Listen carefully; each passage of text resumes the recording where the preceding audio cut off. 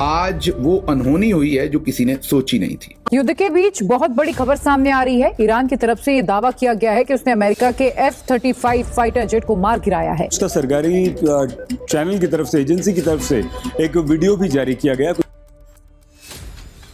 हम खबर से मुतालिक अपडेट कर रहे हैं। अमेरिका का जदीद स्टेल्थ जंगी तैयारा F-35 ईरान का निशाना बन गया है। महंगा तरीन भी है, अमेरिका का बड़ा फख्र है उसके अंदर, बड़ा गुरूर है उसके अंदर। अब ईरान ने पूरी दुनिया को हैरान कर दिया। एक और F-35 लड़ाका तैयारा जो है वो भी हिट हुआ है और ईरान के बंदर अब्बास का जो एरिया है वहां पे ये हिट हुआ। की तरफ से दावा किया जा रहा है कि करीबन रात को 2 बजे ऑपरेशन के अंदर जब लगातार अमेरिका का सबसे एडवांस वर्जन ऑफ एयरक्राफ्ट जो है सेंट्रल कमांड का एयरक्राफ्ट, वो अमेरिका का वो ईरान के सेंट्रल एरिया के अंदर सर्विलेंस कर रहा था, लगातार वहां पर उनको स्पॉट किया गया और उसके बाद जो इनकी एरोस्पेस कमांड थी उसने इस विमान को मार गिराया गया। अमेरिकी जो मीडिया इदारा है ब्लूमबर्ग, उसने इंकशाफ किया है कि ईरान के खिलाफ जंग में अब तक अमेरिका के 16 जंगी तैयारे जो हैं वो तबाह हो चुके हैं। ये बहुत बड़ा नंबर है, 16।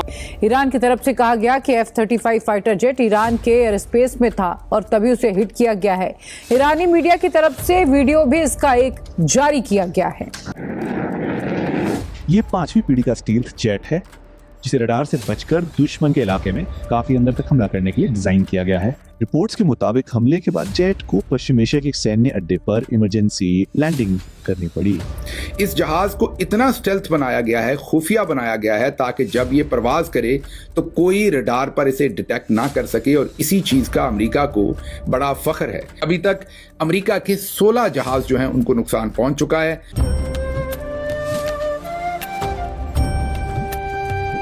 जय हिंद दोस्तों, MDM न्यूज HD चैनल में आपका स्वागत है। दोस्तों, दुनिया भर में अपनी ताकत का लोहा मनवाने वाला अमेरिका आज खुद मुश्किल में है। खबर आ रही है कि ईरान ने अमेरिका के सबसे एडवांस और इनविजिबल माने जाने वाले F-35 फाइटर जेट को मार गिराया है।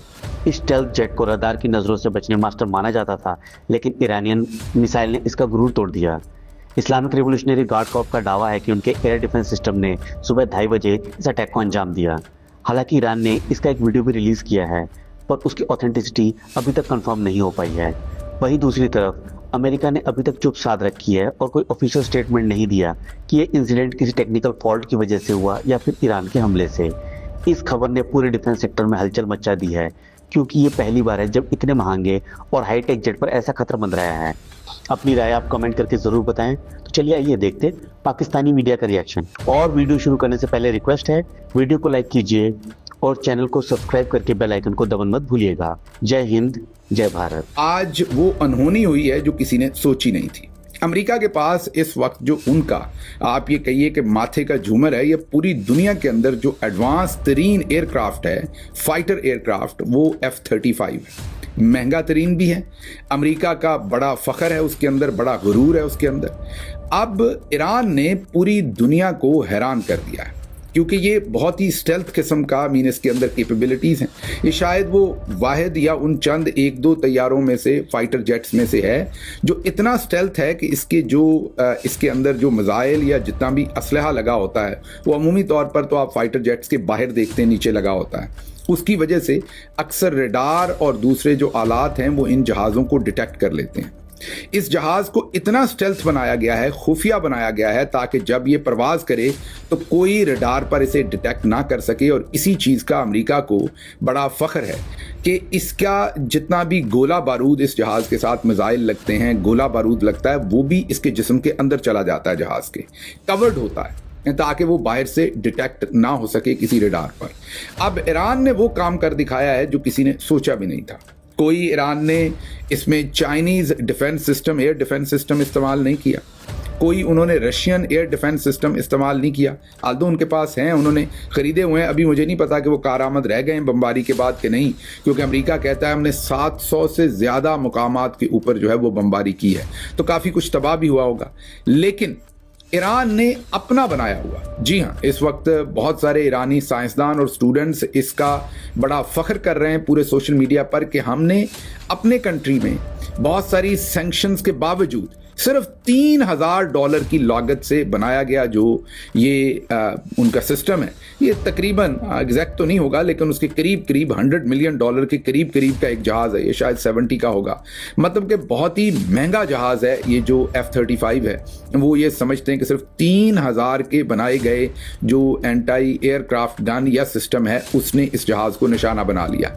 ये कोई और नहीं कह रहा, CNN ये खबर ब्रेक कर रहा है कि ईरान ने एक अमेरिका के F-35 को नुकसान पहुंचाया। हम अफगानिस्तान के लोगों के साथ हैं, जैसे अब उनके ह्यूमैनिटी, अभी आप ही का रिपोर्ट में देख रहा था आरजू जी, आपने बताया कि ईरान को ह्यूमैनिटेरियन एड देने वाला पहला देश बना वो भारतवर्ष, ठीक है ना। उसी तरीके से हम उनको भी देंगे, जो हमारे अफगानी भाई बहन है उनको भी हम ह्यूमैनिटेरियन एड देंगे। तो ये तो बढ़ाने के लिए टैक्टिक्स है कि इंडिया को विलीफाई कर दो। इंडिया ये सब चीजें नहीं करता। इंडिया ना तो नॉन स्टेट एक्टर्स को तो सर ये वही सामान या वही वेपन्स अभी तक चलते चले आ रहे हैं जो अमेरिका छोड़ गया आपके ख्याल से? नहीं तो उनके पास और भी तरीके होंगे वेपन लेने के। भाई 50 तरीके हैं। पाकिस्तान का सिर्फ एक दुश्मन है क्या?